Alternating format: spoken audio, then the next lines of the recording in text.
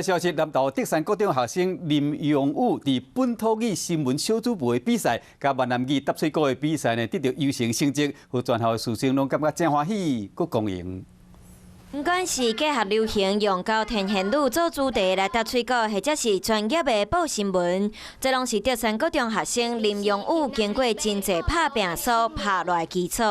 有时候会想要就是放弃，但是就想到老师那么辛苦的教导我，然后就会觉得自己要再更用心的去准备。德山高中伫推广本土语言这方面有真好的效果，透过讲台语和学台语二音二行的过程当中，提升家己的能力。阮校伫推广本土语言的时候，非常的拼死，所以囡仔过程当中应该学到遮侪物件。德山高中希望学生会当感受台语的趣味，嘛会当落实伫生活中，继续传承台湾的本土语言。